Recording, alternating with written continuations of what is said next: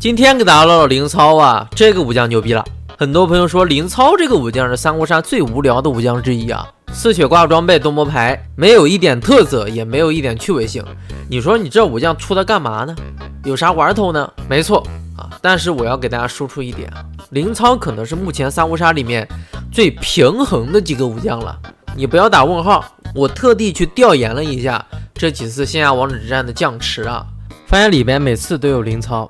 然后将池里面另外的将也没有说比灵操强很多的，或者说弱很多的。真正去参加过三国杀线下比赛的朋友都能感受到，灵操他这个四血摸三的身材是非常标准的。就你看到队友选了一个灵操出来，直接心里面就踏实了。你别指望他发挥有多好，但是灵操他自己肯定不会拖后腿，和我们之前讨论的韩当一样。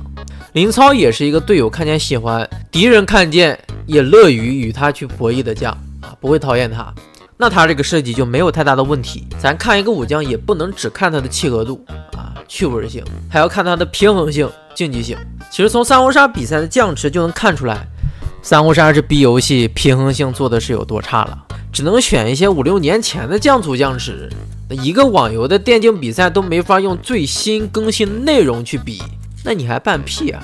说回灵操啊，灵操这个人其实在三国杀里面很可怜，因为之前首杀的这版灵操啊，用的是原来三国杀给孙杨设计的技能，他属于是一个套皮武将，没有自己的技能。不知道大家还记不记得这个孙杨啊？2012年巅峰时期的三国杀官方为了蹭奥运会的热度啊，出了2个奥运联名武将，一个孙杨，一个叶诗文。一谈到这个孙杨呢，那也是把我前面讲的观点给否定了。孙杨在当年的 online 那妥妥的超魔将啊，就四血摸3摸4，谁单挑能打得过他？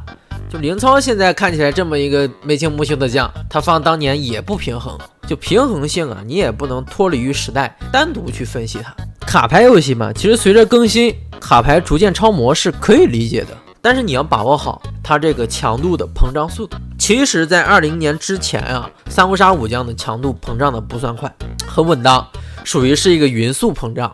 但是从20年之后啊，首杀出了大宝，新杀出了七音，online 出了袁谭袁尚、卧龙凤雏，那之后就完全崩了。就膨胀可以，膨胀的不过分就行。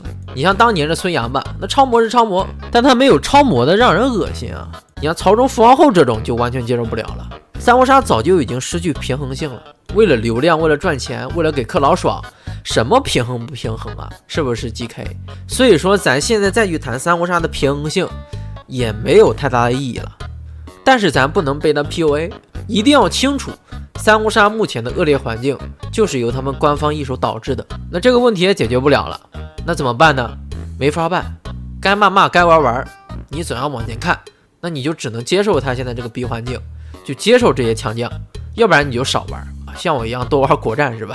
看看技能吧，可能有一些新手朋友还不是很理解灵操的这个技能，它出现了一个词叫向下取整，这什么意思呢？学术一点讲，就是小数部分非零时，向上取整就是取原整数部分再加1的值，而向下取整就是取原整数部分。举个例子就明白了，3除以2 1.5， 向下取整那就是1，向上取整那就是2，只要出现点5，那向下取整就直接取整数。灵操这个 X 是装备区的一半嘛，那军政篇算上宝物最多也就5个装备，5除以2 2.5， 向下取整就是2，加上基础的1，灵操最多就能摸5张牌。那三国杀有向下取整的灵操，它也有向上取整的灵操。online 灵操就是向上取整啊，最多一次能摸6张牌。但这个向上灵操放 online 现在的环境也是一个凑数的将啊。但是呢，最近10周年啊，不对，三国杀一将成名，新出的这个灵操，它就不是一个凑数的将了。什么叫数值？这就叫数值。这版灵操5上限4血啊，有一点空血，那有空血就说明它一定是一个卖血将。我们看毒蜂，出牌阶段开始时，你需选择至少一项：1失去1点体力，2废除1个装备栏。选完之后呢，你摸 X 张牌，然后你的攻击范围与出牌阶段使用杀的次数均改为 X 为你废除的装备栏数与损失的体力值之和，且最多为你的体力上限。简单来说，这个灵操就是一个通过崩血、崩装备，然后换自己回合内多摸、多刀、多攻击范围的将。怎么现在新杀出武将都这么粗暴啊？一点弯都不绕的，也挺好。血掉多，装备崩的多，回合内能力就强呗。搞啥花里胡哨的呀？就现在三国杀设计武将可能绕来绕去，其实就是在设计如何多磨多刀，那我明着改就行了。当然对于林操来说，这个崩血还是蛮伤的，有时候你真不敢选，崩装备倒无所谓，咱攻击范围也是 X 嘛，那血掉了就是真掉了呀。毒蜂的典故是早期孙权带林操打江夏黄祖孙权军入夏口时林操先登准备轻舟毒进破其先锋，结果呢被当时还是黄祖手下的甘宁射杀了。那这个技能还是很有画面感的，装备不要血我也不要了，我林操就是轻装前行，孤注一掷。